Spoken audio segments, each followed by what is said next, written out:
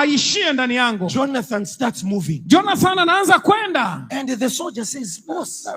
Askari anasema, boss.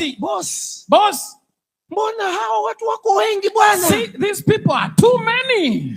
Sisi tuko wawili tu. We only the two of us. Jonathan said something that we read Jonathan here. Anasema kitu ambacho tunasoma hapa. Listen. Sikiliza. Child of God. Mtoto wa Mungu. Let us go. Hebu na twende. God is not limited to save his people. Mungu hafungwi kuwaokoa watu wake. Whether by many or by few. Either ni kwa wengi ama ni kwa wachache. Hallelujah somebody. Hallelujah mtu fulani. God is not limited. Mungu hafungwi mipaka. By the size of an individual. Kwa ukubwa wa mtu fulani. God is not looking for your handsomeness or your tallness. Haangalii uzuri wako ama kimo chako. God is not looking for the credentials that you have. Mungu haangalii sifa ulizonazo. Jonathan says God is not limited. Jonathan anasema Mungu hafungwi. Whether by many. Either ni kwa wengi ama ni kwa wachache. Jonathan went there. Jonathan anaenda. And he says this will be the sign. Na anasema hii ndio itakuwa ishara. If they see us. Kama watakapotuona.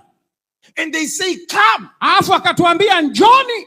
We will go. Tutaenda. That will be the word of the Lord. Hiyo itakuwa ni neno la Bwana. But if they say stop. Lakini kama wakisema simameni. We will not move. Hatutapiga hatua. Because that will be the word of God. Kwa sababu hilo litakuwa ni neno la Mungu. But for now. Lakini kwa sasa. We are going. Tunakwenda. Advancing 2 people. Watu wawili tunakwenda. 1 armory. Mmoja mbeba silaha. 1 armor. Silaha moja. Going to attack thousands. Wanaenda kuwavamia maelfu. Listen, child of God. Sikiliza mtoto wa Mungu. If in your mind, kama katika akili yako, you are looking for a bunch of people to complete the work of God. Unasubiri upate kundi la watu ili ukamilishe kazi ya Mungu. You are wrong. Hauko sahihi. You know, I don't know about here. Angalia sifahamu kuhusiana na hapa. Where I come from, people can come. A choir. Nakotoka watu wanaweza wakaja, labda ni choir can come in front. Choir inakuja mbele. And they say, tuko wachache bwana. Wanasema, look, we are just a few of us. Samani kanisa. We are sorry church. Watu hawapo. Most of them are not here. Akina nani? Who are you?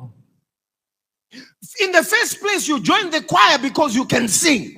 Mwanzoni ulijiunga na kwaya kwa sababu unaweza kuimba. When you are called in front, whether you are 2 or 3, unapoitwa mbele, mko mmoja ama watatu, unapaswa kuimba. But here is a group of people saying, no, tuko wachache sana. Kundi hilo lakini wanasema, no, we are just a few of us.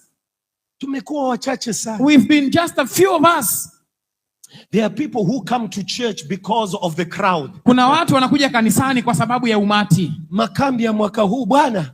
This year's come meeting, my friend. Mbona hata watu? See, there are not even people. Sio wengi. The people are just few. Unajiuliza wewe mwenyewe. You ask yourself. Kwamba je, umewafuata watu ama umefuata Mungu? Have you followed people or you followed God? He is the challenge of the world today. Hapa ndio kuna changamoto ya dunia leo. We live for likes. Tunaishi ili kupendwa na watu. We live under the pressure of the tribe. Tunaishi kwa msukumo wa watu. We are not looking for the endorsement of Jehovah God. Hatutafuti kukubaliwa na Jehova. Karibu Bukelebe TV. Jifunze neno la Mungu. Pokea matumaini na gundua unabii wa kibiblia. Jiunge nasi kwa safari ya kiroho. Hii ni Bukelebe TV. Bukelebe TV. Angalia, dunia imejaa dhambi na maovu. Wakati wa hatari umefika. Usichelewe kujipanga na kumtafuta Yesu. Tafuta wokovu leo kabla ya kuchelewa. Habari njema ikirushwa Bukelebe TV. Karibu sana. Tusiache kufuatilia katika TV ya Bukelebe TV.